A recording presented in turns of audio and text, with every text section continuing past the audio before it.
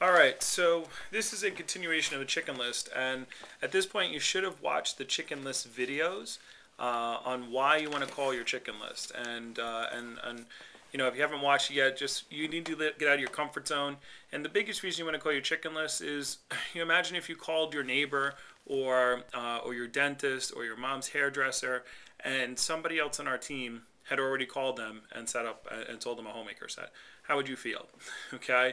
And the main thing is, guys, just understand that people you know and all the people on this thought jogger list that I'm about to go through are just recommendations. Why do you have to wait for someone to go to someone's house for them to refer you to your teacher at high school who's friends with your mom's hairdresser before you'll actually just call your teacher from high school? I mean, if it's a recommendation, it's the same thing. If you know them, or if you kind of know them, or your acquaintance, it's just a person. Okay, so we have to get out of our mind that not to call these people. So the point is that, guys, call everyone. And when you get that idea, when you see, like, for example, Jessica Morin, or you see someone who does $10,000 in their fast start and does 30 or 40 appointments in their fast start, it's just because they got over the fear. They're like, hey, you know what? Cutco's great. Everybody loves it. Everyone should own it. Okay. I always say to representatives, like, you know, why are you going to sell Cutco to somebody? What is the purpose for you selling them Cutco? Is it because you're going to make money, or because you believe in the product? They always say, oh, because I believe in the product. So I said, well, why do you want, like, if you're going to sit down and sit with somebody you don't know, a complete recommendation, somebody you didn't know at all, and you were going to sell them Cutco, well, first of all, would you try to sell them Cutco? And you should ask yourself this question right now. Would you try to sell them Cutco? All right, and if the answer is yes, the question then is why? Because you make some money, or because you believe in Cutco? Now, the answer should be both, okay? That you do make a lot of money for selling a great product, and there's nothing wrong with selling someone your product that's really good. But you should be selling Cutco because it's a benefit to them. You have to get out of your own head, like, oh, I'm doing something to someone, and saying, you know what, people really like Cutco. It really does benefit them, and people will use it, and it helps them, and every single person who has it loves it. So what's the big deal with selling it to them? So the point is, well, why, if you were going to see a total recommendation and you would tell them to buy Cutco, what would you tell them? What would it do for them? Why would you want them to buy it? And you'll probably say maybe because it saves them time, because it saves them money, it saves them energy. It's going to last them forever. They're going to hand it down to their kids. It's the only thing in their house that's guaranteed forever. It's the best of its kind, okay? And it's priced 3 times lower than everything in a store, okay? That's comparable to it. So, and you can always find a payment plan or some kind of payment option for it. So, and hopefully you believe these things. Hopefully you really do believe it saves people time, energy, and money. If you don't believe in that if you don't believe in our product, then please don't sell our product. Like, turn the video off now and just go work at a company where you believe in the products, okay? But the point is, if you really truly believe all that things, then why would you not want to share that with your friends and family and everybody that you know? Okay, like, it doesn't make sense. Okay, you know, what if you went to a recommendations office and said, well, what does your family think about Cutco? Oh, I didn't feel comfortable showing it to everyone in my family, but I want you to buy it. Okay, like, that just seems fake. Okay, so the truly great representatives don't sell Cutco. Like, I don't sell Cutco to people because because I want to make money. I keep the money. I don't give the money back. But if Cutco broke all the time, or if it wasn't good, or if things happen, or if I had upset customers, I had to deal with problems, and, you know, I had to feel underhanded, I wouldn't work here anymore. And I hope you wouldn't either. Okay, so the point is that you should really feel good about selling everyone Cutco, and you should want to show it to everybody. Even if they don't buy it, who cares? They always love the presentation. So you got to get over the little fear of calling them and perhaps they say no on the phone. If you can't get over that, then, you know, it's a phone. It's a piece of plastic. They can't get you. So let's go through the thought jogger list. What I want you to do right now is take out a piece of paper. Take out a pen. I'll wait. Hopefully you got it before we started this video, okay?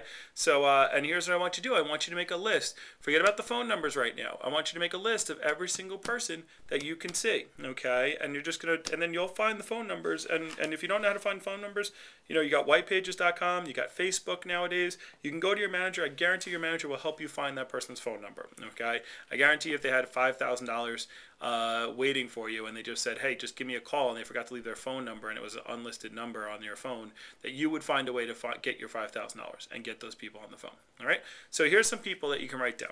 All right, your last boss, did you have another job? Okay, ask your last boss. Okay, I didn't get along with my last boss. Who cares? Go some cutco. Okay, his wife, or maybe she has a husband, but that's a good person. Past coworkers, some other jobs that you used to work at. Okay, if you were in high school, or if you ever went to high school, all of your old teachers.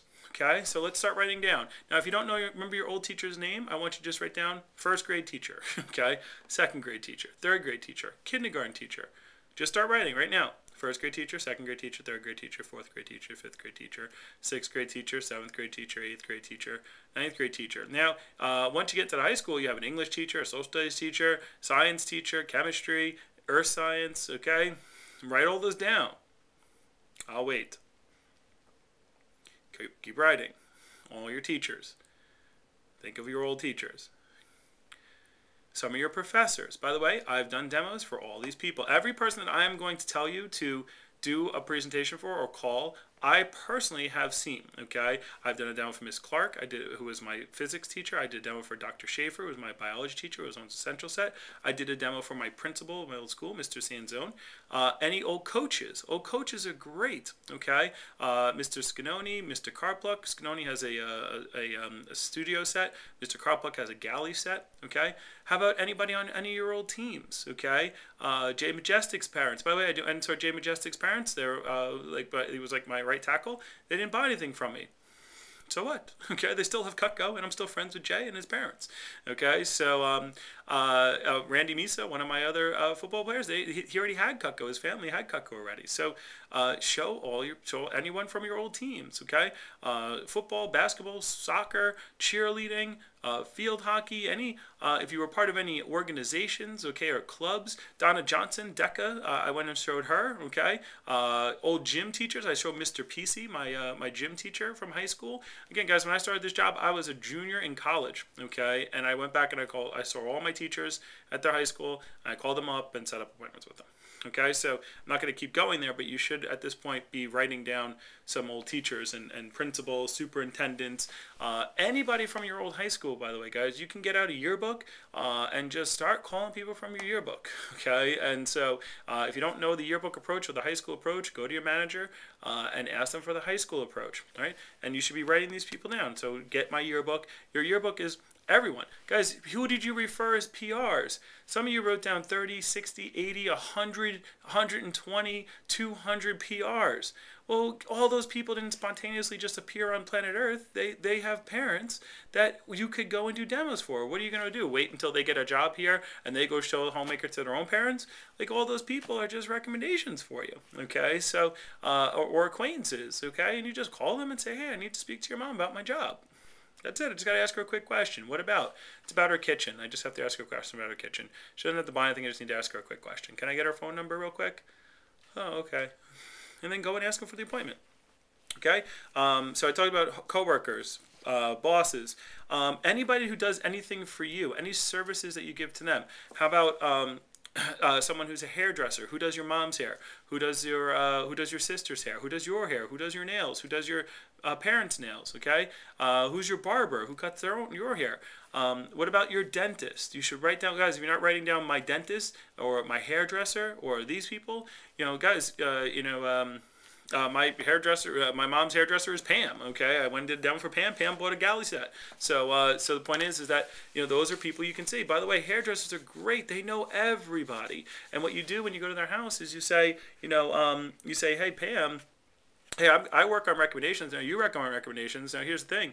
If you give me all your clientele, what will happen is I'll go and ask them to do appointments.